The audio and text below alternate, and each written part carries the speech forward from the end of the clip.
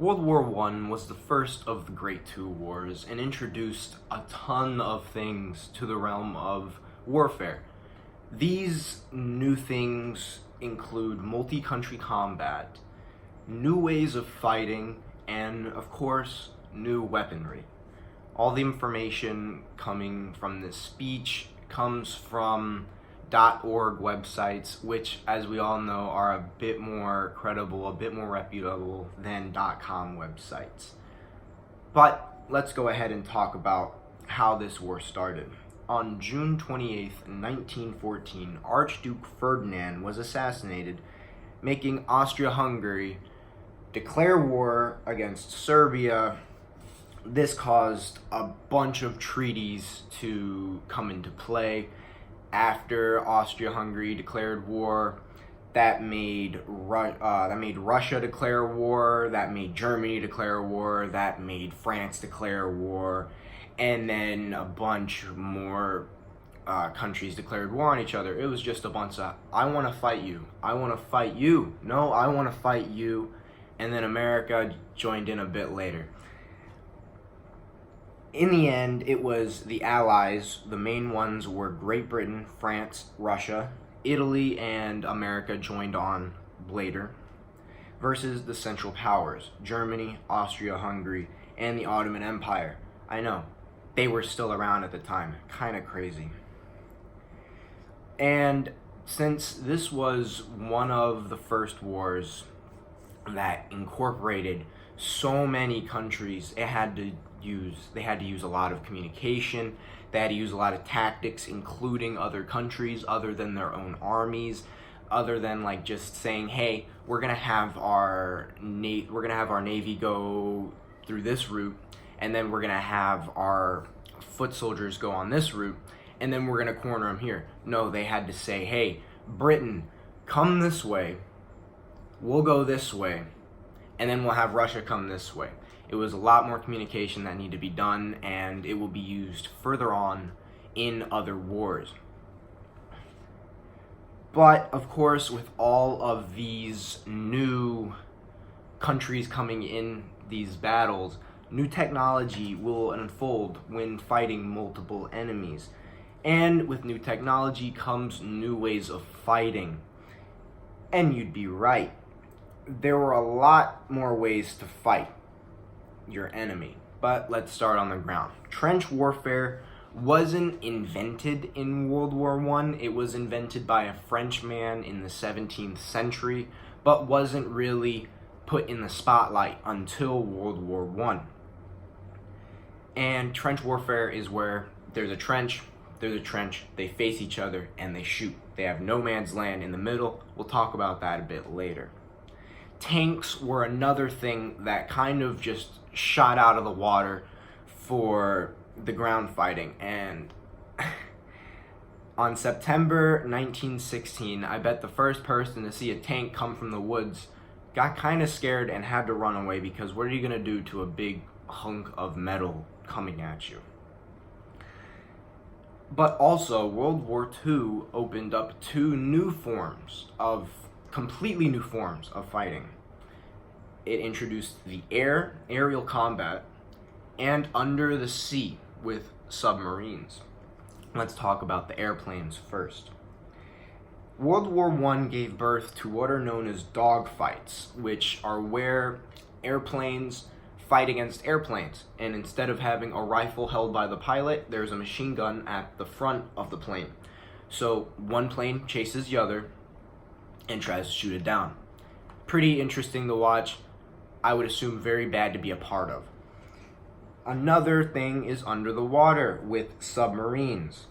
The Germans were the first ones to use submarines in World War I and used it to sink a bunch of ships that got all the other countries mad. And that's why America joined into the war, because the Germans shot a passenger ship that was carrying about 128-ish Americans on it, and then said, hey, we don't like that. We're going to fight you on that. And with the new ways of fighting, of course, there's going to be new weaponry. Multiple weapons were introduced into World War I, some still used and upgraded to this day, like rifles, shotguns, etc. And some are outlawed.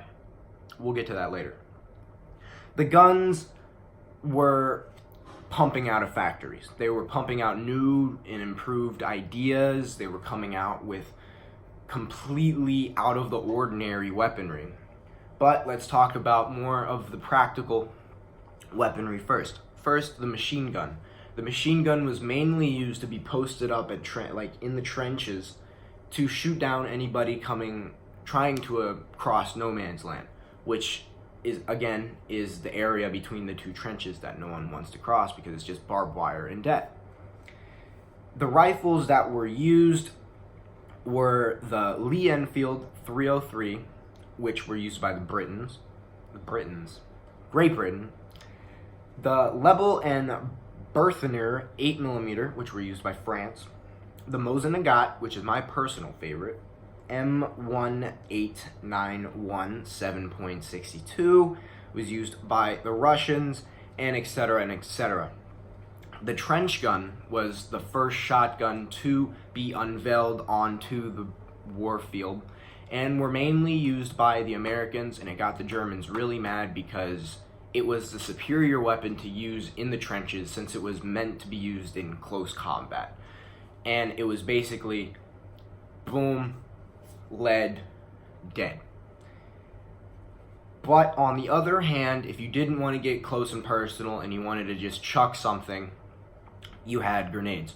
And they weren't really polished or perfected back then. They were just made out of tin cans and nails inside of them, which were later banned because it didn't kill quickly and it just made the person hit with it be tortured and slowly die. And if you wanted to get that grenade further, there were artilleries like mortar shells, cannon fire, even though cannons were used dating back to the revolutionary times. Still used somewhat in World War I. Artillery, though, mainly the mortar, was used to shoot into trenches from a short to medium distance to try and clear out the trenches so you can pass through no man's land without getting shot. Flamethrowers were another big thing in World War I, invented by the Americans. They stopped at the M9 model because they realized that it was very bulky, very easy to spot, very easy to shoot, and would take out multiple Americans if shot in the tank because it would blow up. And last but not least in this category is gas warfare. Gas warfare was huge in World War I, mainly used by the Germans, and this includes mustard gas, chlorine gas, bromine gas, and they all had similar effects to them. It would suffocate the enemy, and then it would make their insides burn. I think we can all understand why that was banned, because it slowly kills and it does not kill quickly at all. And with gas warfare came gas masks.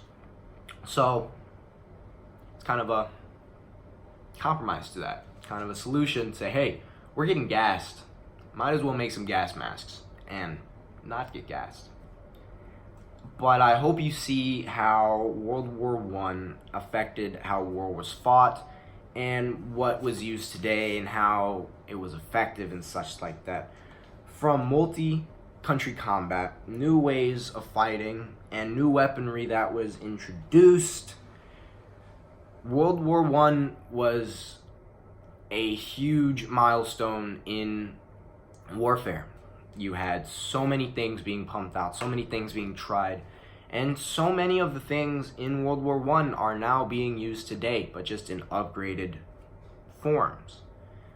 World War I, of course, ended on November 11th, 1918, when Germany signed a peace treaty, the Treaty of Versailles, with the Allies, producing peace throughout the land, until one German/Austrian man got angry and decided to start it all over again.